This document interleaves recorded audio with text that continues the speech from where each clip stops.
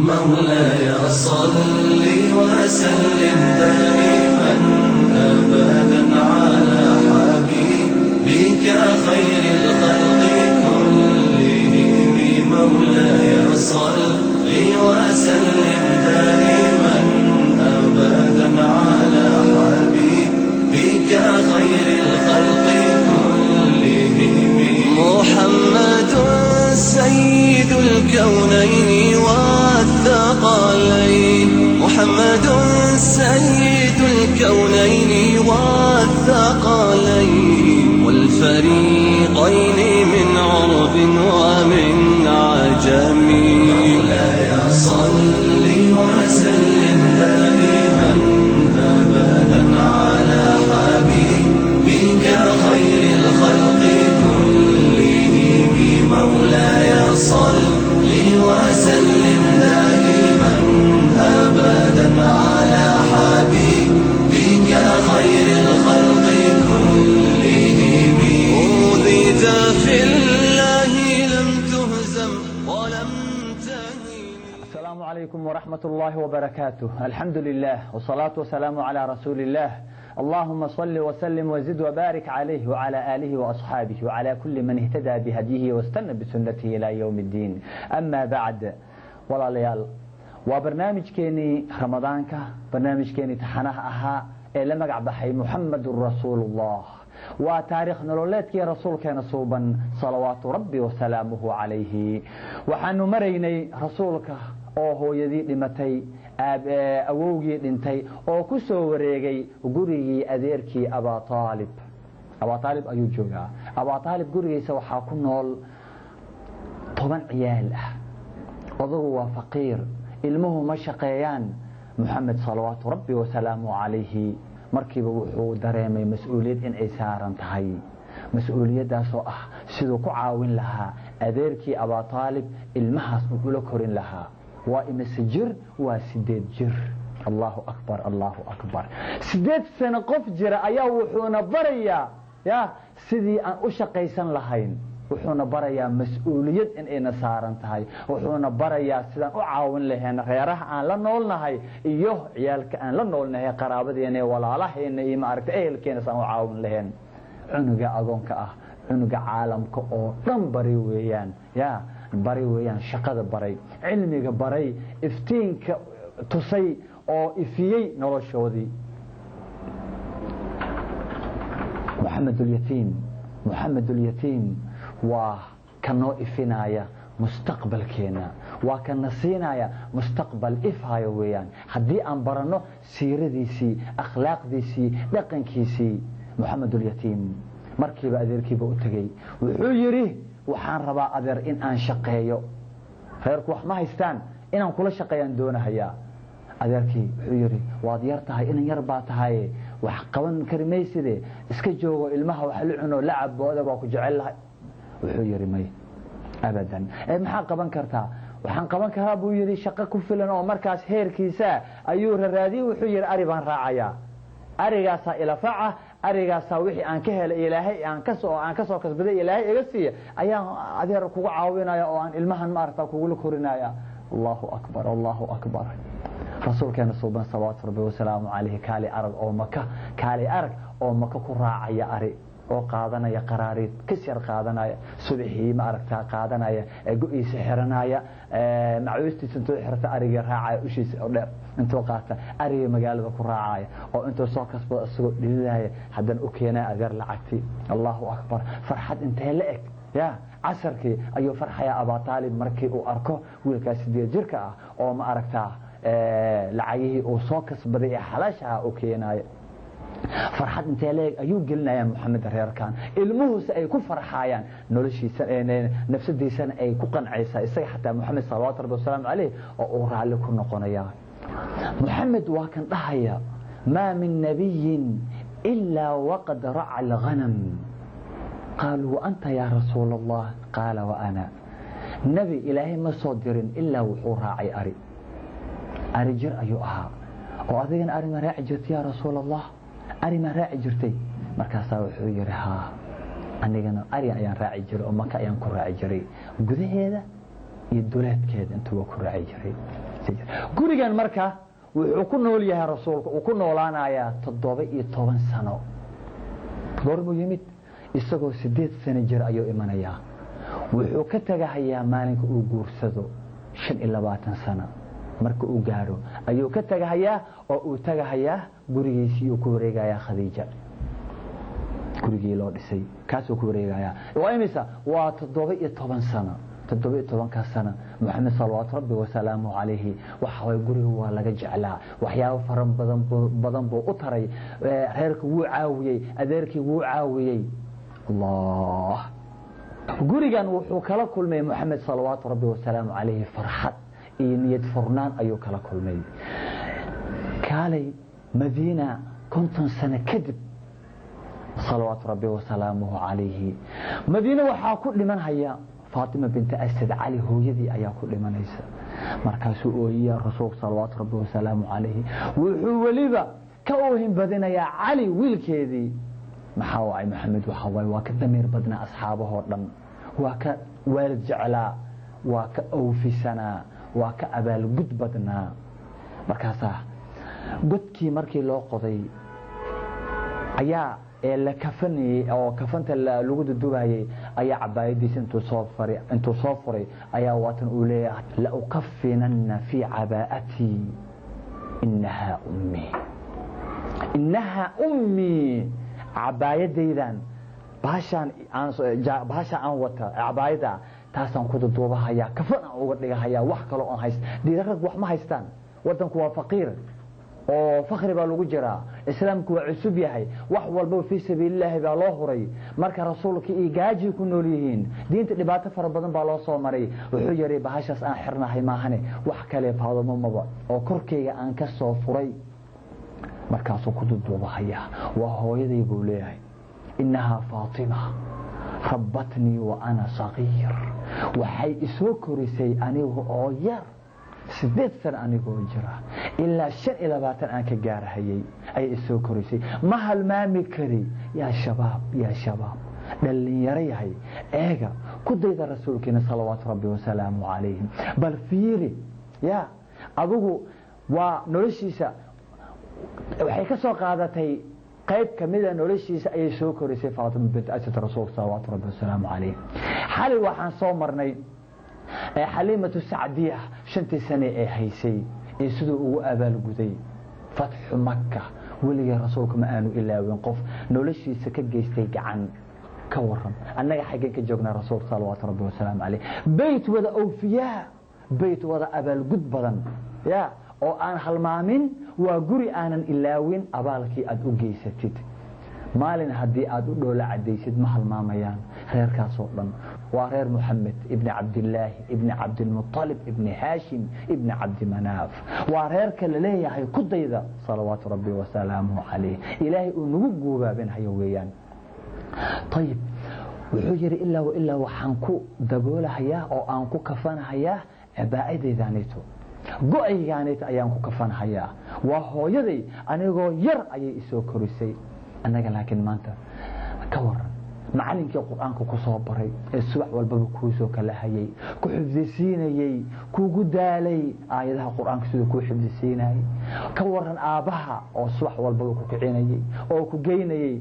dugsiga ku geynayay lacag ka bixinayay kaamurgahayay hooyadii dharka intay ku dhaqdo ku feerayso quraac ku siiso markay ku shalnayso ku qurxiso ku geynaysay madrasadii ku geynaysay dugsigii ka waran goorma kugu dambeysay oo aad xiriirisid 10 sano waxa laga yaabaa in la arko qof 10 sano ku nool Yurub oo aan hooyadii maalin aan la hadlin ayaa dhici karaysa Allah waa kana isagoo 8 jir ayaa wuxuuna barayaa Muhammad ibn Abdullah وفينين أيونا برايا وحنا برايا سيدان وحقو قبان لهن وان أشقيسان لهن وحنا برايا سيدي أن أعاون لهن دادك أن لنول نحي طيب محمد بن عبد الله عائشة أيها لغا ورستي وصحابة ويديين رقي مركي أي قرن وايين إهل كودة لحديث وحي أي كقبان لهايين ومحي شقادة كاغا آدن رير كاغا aad u qabanaysid reerkaaga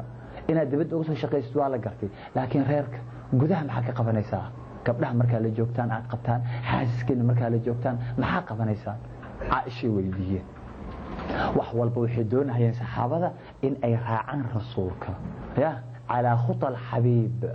reerka rasuulka taasay doonayaan Aisha u tageen waxay dhaheen ya Aisha rasuulku guriga muxuu ka qaban jiray markii uu joogay markaas waxay tiri kaana fi mihnati ahli ehelkiisa ayuu caawin jiray oo wax u qaban jiray waa maxay marka shaqada uu ka qabanayo guriga ma cunto karinaya ma gurigu dhaqaaya ma alaabtu tirtiraya ma sariiruhu ku glaaya ma xaqaya ma gurigu rinjiinaya waa maxay kulli arimahaas oo dhan waa arimihiisi weeyaan gabadha in lagu dhaafo ma aha waxay leedahay xadiis kale oo ku leedahay Aisha kana yukhitu thawbah wa yakhsifu na'lah wa ya'malu ma ya'malu ar-rijalu fi buyutihim waxay tiri maradiisu tolan jiray rasuulka sallallahu rabbi wa salaamuhu alayhi marada markay yar wasaqowdo ma tuuri jiray mid kale ma soo iibin jiray rasuulka sallallahu alayhi wa sallam laakiin marada ayuu tolan jiray meeshii ay ka jeexanta haday wasaqowda asaa dhaqi jiray wuu maroojin jiray biyo ka meeri jiray isaga wareen jiray hadii ay jeexanta wuu tolan jiray gabdhaha dhexdooda isagoo fadhiya Aisha isagoo la fadhiya xaaskiisa ayuu go'aysi tolan jiray sallallahu rabbi wa salaamu alayhi guluusku sameeysan jiray kabaha isaga sameeysan jiray haday soo go'aan hadii la baalashayo hadii ma aragtaa wax lagu sameeyay kabiisu ka shaqeyn jiray tayib kabaheeda iyo kabaha ehelkiisa waxa soo dhan rasuulka asaaka adkaan jiray sallallahu rabbi wa salaamu alayhi dhulka intuu fariisto dhabta saarto wixii sameeysan jiray sallallahu alayhi wa sallam wuxuu ka sameeyay jiray rag wax ay ka sameeyaan guriyahooda fiiri rag wax ay ka sameeyaan shaqada marka waa shaqo caan ay ku yihiin fitra ilaahay uu abuuray rag inay caawiyaan ehelkooda anaga laakiin ma sameeyna sida Soomaalidu waxay tiraahdaa saddex ayaa dadka u xun matoshe matashiishe iyo matashade Allah matoshe wuxuu rabaa islaantu xaaladda cunuga la dhafreysay in guluuska ay u tasho guriga kama bixi kara illa guluuska loo talo ma yaqaan sida guluuska loo talo cirbadu marbadan iska gilnaaya waa 40 jir 50 jir aan aqoonin waan ugu badan yihiin hay matashade mustaqbalkiisa iyo reerka mustaqbalka gabadha uu qabo ee xaaska ilaahay amaanada ugu dhiibtay mustaqbalkeeda ilmihiisa waxa reerka u fiican wax kale ha sheegin ma tashanaya ma tashiishe iyo dhaqaale ahaan xataa hadii la yiraahdo wixii yaree la hela ha sheegin ima sigaar inuu ku dhameeyo ima qaad inuu meelaha ku dhameeyo ima inuu ma aragtaa uu mubadhir inna al-mubadhirina kanu ikhwana ash-shayatin الله أكبر هرجس ونقول بديهين لكن ما أنتوا حنا برايا عايشين إنه شيء جيسا رسول كان صلوات ربي والسلام عليه ونا برايا عمل ننك رشق الله أبوري ننك واكحب بني الرجال قوامون على النساء إن نعاونه إهل كنا عاونه هوين كنا عاونه قريب الجوع لكن مركز في ريسد ما أنت جارس لوج مركز في ريسد كينيا وكذا مركز في ريسد يا وحويان ماله شقادة أردن شقادة رجب بنانك رجع اسكاله haweenka guriga leeyihiin bal inuu ku caawiyo guriga inuu ku caawiyo hadana oo sida rasuulka sallallahu alayhi wasallam alayhi banaankan uu ka keenay jiray gudahan uu ku caawin jiray haweenka shaqooyin fara badan oo inta ka fiirsay fara badan ba sugayo ma aragtaa haysta ko laakiin bal shaqadii dibadda uu lahaa rag intuu ka fariistay ayaa islaantiyo uur leh wallahi waa la arkaya islaantiyo xaamila ah ilmihi daba ordayaan in intay qurac soo karisa ay ninka siiso uu cuno jidka intay ka kaciso inuu cuno يا براشين كاسة راشين معانا مركاسة هذا شقدي سو آديسة أي تكان كبرنان كيف ريسن ما أنت لو وحبيك اللي قد قدينيسا در حق سوقات إذا حاملة نزت مركاسة هالكا نزت إسكسيريسا إسلامتي مسكين تأهيد تعبان كأهيد حاملة أهيد مركاسة أنت قوي ماذو لعبتي سو شقيسة نزت كذا إذا حاملة أورا علمية كلا علنيسا أو علمها هذه ما أرك تكالنتي سي قبنيسا أي هدنا ليابا لعبتي سو شقيسة قرح ذا يوفردي إن أنتو كقات وقات كسرعنا ليابا إنه السيجار كقتال ليابا أو كنت قالوا لي ما حد يوجد ويس ما حد هو يقول سو قاد ويس هاي أنت هدنا لقن حمي أخلاق حمو الله أكبر هذا اليتيم أقول كان صلى الله عليه وسلم وحيد كوسوان قدوة حسنة أيان كوسوان طيب marka intaa kadib rasuulku salawaatu rabbi wasalaamu calayhi 15 markii uu gaaray oo guriga uu farxad geliyay deegaankii ku dhawaa ee agagaarkii oo dhan farxad ay ku wada nool yihiin ilmihii ay wada qoslayaan ee wada dhool cadeynayaan oo ay leeyihiin malag baa ilaahay idin keenay malag ya malaku rahma ayaa ilaahay idin keenay oo ay wada jecel yihiin 15 markii uu gaaray ayaa hadana inta ilaahay baa tarbiyeynaya ayaa waxa dhacay 15 ilaa 20 dhexdooda ayaa waxa dhacaya dagaal la dhihi jiray xarbul fijaar dagaalkii ayaa rasuulka sallallahu alayhi wasallam calayhi dhan walba waxa waa ilaahay baa ka dhisaaya maadaama ehelkii uu soo dhex jiray ari uu soo raacay oo uu bartay xilmiga uu bartay dulqaadka uu bartay la ariga waa meel galgal badan yahay oo ogsoontiin ariga waxa waa intuu galaya xagu galaya mid daciif ah jirta wax xoolo ku ugu daciifsan in la soo xambaaro in la ilaaliyo dhurwaaga in laga celiyo in ma aragtaa loo turo in loo sabro waa dibadiino hadii la laabanayaan ina sabir iyo dulqaad iyo xilmi wixii oo dhan u sameeyay weeyaan qof aan qof yaani qof dhaafay un baa ariga macnaha si hadhow si uu u hogaamiyo ummad marka ummad baa sugaysa ummadda waxa innal insana li rabbih lakanud ya insaanka allahi abuur waa ku madax adag yihiin waa insaan dhib badan dood badan qalqalooc badan maanta waxna haysto kala weeyaan ya oo ay madaxdiina xataa ay shacabkii hogaamin la yihiin oo marba mid meel uu ka soo kacay mid walba xisbi gooni uu iska sameysanayo oo maanta 20 sano aan dawlad la'anahay dadkaas la rabaa in ma aragtaa uu rasuulku isu keeno oo u naxariiso isu soo dumo oo hal wada uu qaatiyo saas waa marka sidoo ariga rasuulku ilaahay uu ugu hanuuniyay inuu ari u raaco ambiyada dhan sidaas ay ahaayeen tayib waxa dhacay marka 15 ilaa 20 jirkiisii xarbul fijaar dagaalkaas ayaa dhacay maadaama ummad diin lagu soo dejin doono oo dagaal la gali doono la jihaadi doono waxa loo baahan yahay in hogaamiyaha uu khabiir ku yahay qaabka xeelada dagaalka inuu ku tafanuno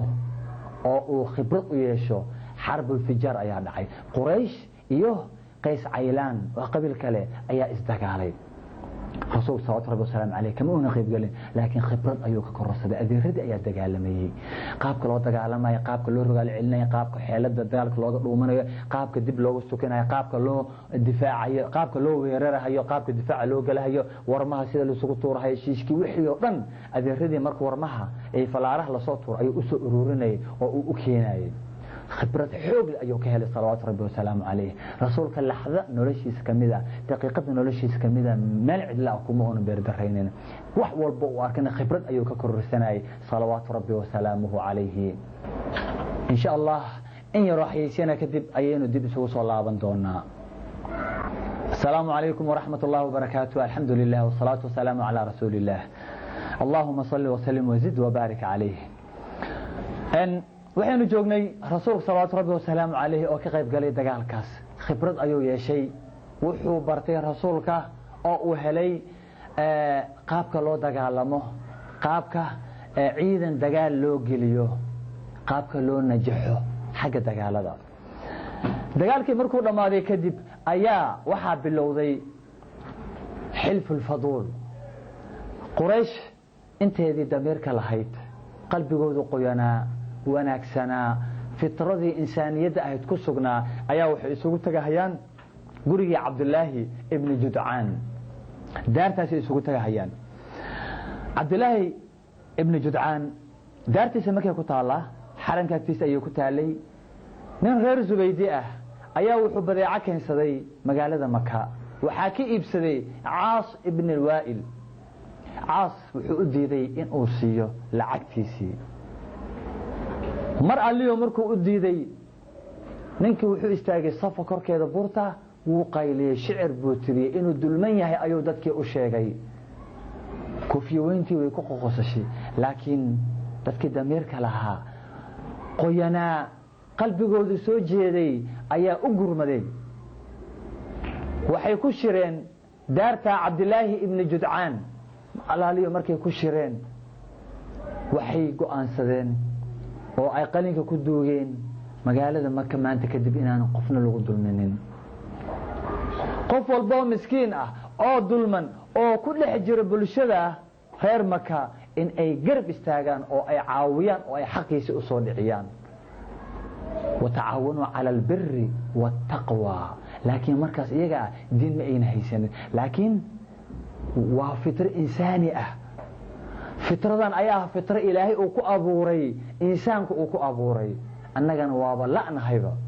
وإسكا قادني وحان كسبني إسكا دا لكن تي إلهي نسي ونوغد يقين نوغو أبوري أيان إسكا بابي إنو إسكا ترني رسول صلى الله عليه وسلم عليه وكقيب قلي markii ugu horeysay waxa loo soo dhiciyay xaqii ninkii Zubaydiga ahaa waa laga qaaday rasuulku wuxuu leeyahay guriga Abdullah ibn Jud'an shirki lagu qabtay xilfigi lagu qabtay xilful fadul xilfigi xaq celinta ayaan ka qayb galay maanta oo aan muslim ahay oo aanu ku dhex jirno dawlad islaami ah hadii la iigu yeero shirkaas oo kale wada hadalkaas oo kale hadii la igu yeero sulxaas oo kale waan ka qayb gali lahaa wuxuu nagu tirtirsiinayaa in aan u gurmano meel walba oo inta la isugu yimaado dad lagu heshiisiinayo dad lamaarana lagu dhaxdhaxaadinayo qof dulman xaqii loogu soo dhicinayo masaakiin wax loogu qabanayo agoomo lagu taageerayo wadan lagu dhisahayo bulsho wax loogu qabanayo rasuulku wuxuu nagu tirtirsiinayaa in aan ka qayb galno waliba in aan u gogolno daartaas maanta taariikhda islaamka fiiri qayb xoog leh ka qaadatay rasuulka asaga magac dhabaya xadiistiisu ku sheegaya saxaabadan way noo soo guurinayaan daartii Abdullah ibn Jud'an Allahu akbar guriyaha way kala qiimi badan yihiin guriyana islaamka lagu burburinaya guriyana islaamka lagu dhisahaya islaamka wax loogu qabanaya islaamka wax loogu ururinaya guriyina ka dhiga guriyo khayraad ka dhiga guriyo masaakiinta wax loogu qabto ka dhiga guriyo ay ku farxaan masaakiinta ka dhiga guriyo ay u soo hoydaan dadka aan waxba haysanin maatada dadka masaakiinta ah muslimiinta dadka dhiban guriyo ay jecel yihiin oo u soo hoydaan ka dhiga guriyihiina marka 25 sano markii uu gaaray salawaatu rabbi wa salaamu alayhi arigu soo raacay khibrad fara badan buu kasbaday dagaalkii wuu soo arkay heshiis wuu soo arkay maantana waxa way ganacsigii ayuu galayaa maanta waxa way xalqadeena waa wada amal waa wada shaqo waa wada mihnad rasuulka fadhigu ma ogola dadkan iska fadhiya ee meelaha shaay isaga cabaya gaxwooyinka shiishooyinka iska dhuuqaya fadhi ku darida iska fadhiya ee maanta afka ka uburinaya dadka on fidnada oo arday ku badinaya waxa ay rasuulku ma ogola salaatu rabbi wa salaamu alayhi qofku waa inuu shaqeeya waa inuu mashquul yahay waqtigan waa la iska xisaabin haya maalinka qiyaamaha ah rasuulku wuxuu bilaabay 23 sano 24 sano markii uu jiray in uu nin reer Makhzumi ah oo la oran jiray Sa'ib ibn Abi Sa'ib inuu la galo tijaaro inuu la galo wuxuu sameyn jiray magaalada Makii agaarkeeda ayuu tijaaro ninka isaga ah markii uu waayadan bay is arkeen rasuulkan uu weynaaday tijaaradii wixii uu ka baxay oo uu hogaamiye dhan uu noqday ayaa wuxuu Maka ku arkaya dib markuu ugu soo laabta waagii fatxu Maka ayay isku arkayaan markaas wuxuu leeyahay marhaban bi akhi wa shariki walaalkaygiyo marhaba soo dhawow qalbi furan igaho iyo sharigaygi shaqadow waa goorma waa rasuulku waa jiray 23 sano maantana imisu jira ugu yaraan 60 sano waa jira rasuulka 40 sano kadib weeyaan 40 sano kadib yani waa 38 sano meelaha kadib weeyaan salawaatu rabbi wa salaamu alayhi inaan dib isu arkin waa laga yaabaa oo dhaxdan muddan in is arkin laakiin fiir qalbigiisa xusuustiisa fiir salawaatu rabbi wa salaamu alayhi wax weeyaan markuu ugu horeysay amalku uu qabanaya qofka uu arkaya oo hor taagan yahay waxa way uma dhoole oo uma yaani uma mujaamilaya rasuulka salawaatu rabbi wa salaamu alayhi ya uma been guuro wajigiisa waxa waaye markiiba waa tabaaca weeyaan waa ajalo kale dhabbay ka tahay barashada dhabka ah shaqada dhabka ah magacaan la siiyay oo xifdiya dhabka ah akhlaaqdana dhabka ah rasuulka sallallahu alayhi wasallam alayhi wuu xusuusanaya qofku arka qalbigu ku qoraya rasuulka sallallahu alayhi wasallam alayhi annaga maanta ina 20 ruux harno dhol cadina waa ku iimaanayna insha Allah waa ku faraxsanahay aragtidaada iyo kulankaaga ka sheegin bari hadoo iga horeymaado ma garanay Soomaaliintii aan arkay shalay marka arkay waa iska dhool cadeynay maahana waxa waa imood ayuu ahaa macnaha kulankeena kaasoo kale ma sallallahu alayhi wasallam 25 sano markii uu gaaray ninkan oo naajix ah dhan walba naajix ka salawaatu rabbi wa salaamu alayhi ayaa Khadiija ayaa waxay la yaabaysaa looga sheekeynaya oo Maysara adoonkii ay lahayd wiil yar oo u shaqeynayay oo ayaa arimihii soo wareysanay Muhammad iyo shaqadiisii iyo wixii markaas waxay tijaabinaysaa Muhammad aaminada lagu sheegay runta lagu sheegay najaxan iyo guushan lagu sheegay ribxan iyo faa'iidan lagu sheegay akhlaaqdan lagu sheegay bal shaqadan wanaagsan madaalahan in ay bal ogaato xoolaheeda u dhiibatay uma wada dhiibanin caaqilad bay ahayd qofku inaad tijaabisaa hadii laga sheekay wax walba uu yahay waxaaga waxa waay oo kuma hal dambiilaha ku ridanin in bay u dhibtay uu soo gudgaday dhowr bilood sanad dhan 25 markuu gaaray salawaatu rabbi wa salaam alayhi xoolihi dhan bay u dhibtay maxaa Maysara raaci jiray oo u raaci jiray ilaa iyo Busra ayuu la tagay markaas wuxuu arkay Muhammad inaanu been ku dhaaranaynin inaanu been sheegaynin inaanu qish sameynaynin inaanu wixii aanu miisaanka aanu daciifinaynin in wax walba cafi iyo masaamaxaad dadkii oo dhan farxad rag weyn ee la socday Abu Sufyaan iyo qolooyinkii oo dhan ayaa tijaarada iyagoo xoolahoodii wata oo aan wali waxba gadan Muhammad markii intuu soo dhameeyo ku soo laabanayay salawaatu rabbi wa salaamu alayhi markaas xoolay dhaleen hadda ka horna dad bay u sii dhiibin jirtay oo ugu ganacsi jiray wixii way wada haleeyeen way wada baabi'iyeen xoolihii baa waa la dhacay laakiin Muhammad wuxuu dhan buu soo celiyay alaala markay ka heshay akhlaaqdiisii iyo dhaqankiisii ayaa waxay garatay in Muhammad uu yahay kii ku wanaagsanaa nolosha inay wadaagaan dadka magaalada ugu quruxda badan gabdhaha ugu qurxoon ugu ashraafsan ugu ma aragtaa akhlaaqda wanaagsan ayay ku jirtay bal waxay ahayd mid kaliya ee markaas bulshada ku dhex jirtay ee muuqata Khadiija bint Khuwaylid radiyallahu anha waxay marka sameysay hadda ka hor ayaa rag soo raadsaday inay gursadaan waa la qoori kari waayay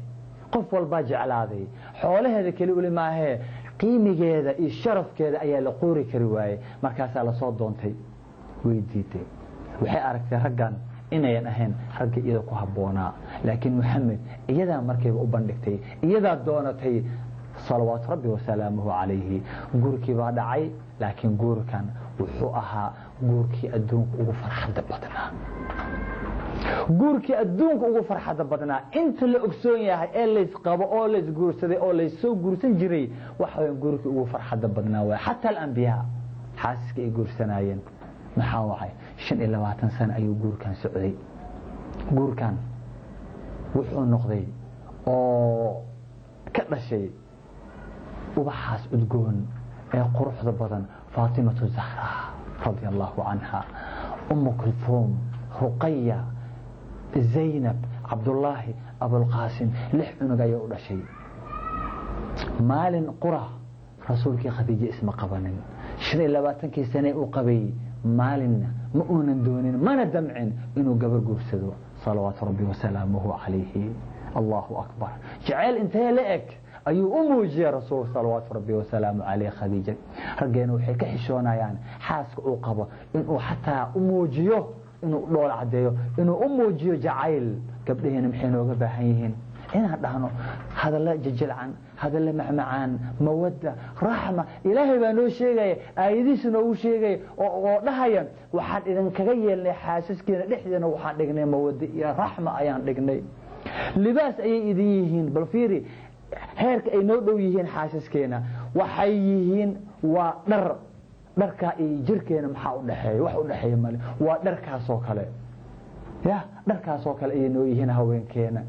saad gartay maaha waxa weeyaan wax noo dhaxeeyo male waxeedii oo dhan waxeedii qaaliga ah qiimiga badnaa sirteedii oo dhan ayay banaanka ku soo dhigtay cid kalena uma ay dhigayso marka waa in aan siinaa kalsooni waa in aan siinaa maxaa ku jaban xaaskaaga hadii aad dhahdid waa ku jeclahay qalbiga u qaboobaya way farxaysaa hadii aad u keentid ubaxda u keentid xaaskaaga ma allaala markaa soo gashadaa labada dhaban ka dhukantid xaaskaaga sadaqaad ka helaysaa rasuulku wuxuu leeyahay salawaatu rabbi wa salaamu alayhi iskaba dhaaf wax kaleega qaadada aad afka u galisid gacanta aad waxyar u galisid oo aad raashin afka u galisid waa sadaqa weeyaan ajir baad ka helaysaa hay marka jacayl intee la eg ay nooga baahayeen haweenkeena gurigan wuxuu ahaa guriga ugu farxadda badnaa ayuu ahaa طيب markii 25 sano gabar kale lama guursanin markii ay dhimatay kadib ayuu xaasas kale guursaday imow marka jacaylku u qabo khadiija ma go'ay oo ma dhimashadeedii godkii ay gashay khadiija miyaa jacaylkiina uu la galay mise rasuulku wuu hayay qalbiga uurku ka jeclaa meer walbuu sheegi jiray rasuulka sallallahu alayhi wasallam alayhi goob walbuu khadiiju ku sheegi jiray ilaa Aisha ay ka qiirootay Aisha waxay radiyallahu anha gabadhi kaliya oo ku guursaday bikranimo ayay ahayd farxad inteeleek ya ayuu u qabay khadiija rasuulka sallallahu wasallam alayhi إلى أي كم سيرته حاسكيسي وجعل بعد خديجة وجعل عالمك عائشة بنت الصديق رضي الله عنها سندي سديدات هجرة رسول صلى الله عليه وسلم عليه مركي لغير حقين قري كاغا دسنا وحيري حقين قري كاغا ميان كنت جنا ما قري بي إيغا تغين بيري قريش ما وحبي إيه دافين قري ما وحبا كنول خيمة إيغا دسا قبرك حاسكي خديجة بنت خويلد حبيبتيدي يا قلبي كيجي جعيل كيجي حباشدها لي أجيو هل كاسن دقه ياي عايش انت إن لك أي قيروني سامرك رضي الله عنها ماشي بقى الله دسي ماشي بو دقي بالفير جعيلك أوقبة يا سدو أحريرنا حتى قرابة دي إهل كيدي ما كبركي لفرتي رسولك مشغول وفود أي ما أركت دتك إيمانية مكا أي إسدب مرهيان دتك لسوق فاشي دجالك لو قبصدي دتك ما أركت داوعها يعني رسولك مشغول ويان dad baa soo islaamaya heeru way isdaba marayaan ciidamadu way isdaba ordaya qof dagaal ku jira yani waad garanaysaa intuu mashquul leeyahay ayaa hadana rasuulka oo aanan sheeko waqti u haynin ayaa islaam waayeela dadkii dhaxdooda ka soo dhaxbaxaysa rasuulka markuu saa u fiiriyay markiiba wuu gartay markaasa waa khadiija saaxiibadeed oo isku da'meelaha yihiin markaasa rasuulku intuu orday uu fariisiyay uu la sheekaystay uu dhoola cadeeyay farxad geliyay إيش سوء حسوسيين أيامه وناكسنا إيه خديجة عائشة أي أركيس عائشة مركي أركته مركي بقيرة قادس أوامحي وحلق الدجال حتى رسولك مسامة هوينك وقص لا أنت صورتي وحيتري يا رسول الله مركي أريت لسوبوي يا ويتن حاقفت على شيء كيسنيش مركاسا صلوات ربي وسلامه عليه وحجري صاحبة خديجة يوريك gabadhan aad arkaysid islaantan waa khadiija saaxiibadeed weeyaan booska khadiija maanta ay joogtaa iyaga wareeg hayga la hadlina ko oo maxaad ka sheekaysanaysan waayahay oo idinkii qoslaaye dhoo la cadeynaaye oo qosalkiina iyo ma aragtaa lama qlay maxaad ka sheekaysanaysan wuxuu yiri kunna natadhakkar ayyam al-jamila ayyam khadiija waxaan xusuusinaynay barisamaadkii maalmihii wanaagsanaa maalmihii farxadda badnaa maalmihii ifayay maalmihii khadiija walfiiri ilaahan kugu dhaashay yuu u sheegayaa waa xaaskiisii uu qabay Aisha radiyallahu anha muku dhacda adiga xaaskaaga dhintay ama xaaska adoo qabo meel kale joogta xaas kale in uga sheekaysid muku dhici kartaa ma leedahay geesinimadaas ma leedahay kalsoonida intaas leeg ma leedahay rasuulku wuxuu ugu sheekeynay xaaskiisii oo dhan buu kalsooni ku abuuray wax xumaan ay u qabaan haba yaraatee malaha qeyrada yar ee Aisha waa qeyr Ilaahay uu ku abuuray haweenka bani aadam haweenka aadam uu ku abuuray weeyaan xaasaskeena aynu jeclaano kalsooni aynu ku abuurno سيرة أيها إن بريسا إن أن جعلان حاسسكينا إن أن جعلان أبدكينا إن أن قلبينا ظاهر كيس إي باطن كيس اسكولت أن كرلقنا هذا الإن أينان لبقين جيسيال إن أن نقنو عاوة حلقة ذين انتسينكو إكيننا والسلام عليكم ورحمة الله وبركاته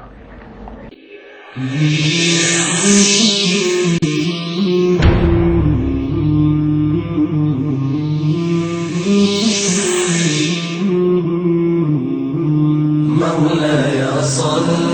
وسلم دائما أبدا على حبيبك خير الخلق كلهم مولاي صل وسلم دائما أبدا على حبيبك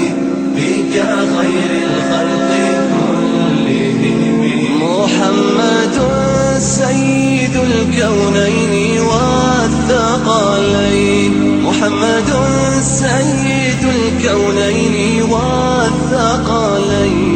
والفريقين من عرب ومن عجم. مولاي صل وسلم دائما أبدا على حبيبك خير الخلق كلهم. مولاي صل وسلم دائما أبدا على حبيبك خير الخلق كلهم. أوذيت في الله لم تهزم ولم تهني، أوذيت في الله لم تهزم ولم تهني، حتى غادت أمة الإسلام في النجوم. مولاي صل وسلم دائما أبدا على حبيبك خير الخلق كلهم. مولاي صل وسلم دائما أبدا على حبيبك خير الخلق كلهم. حبيب الله رسول الله إمام المرسلين، حبيب الله رسول الله إمام المرسلين. سريت من حرم ليلا إلى حرم، كما سرى البدر في تاج من الظلم. سريت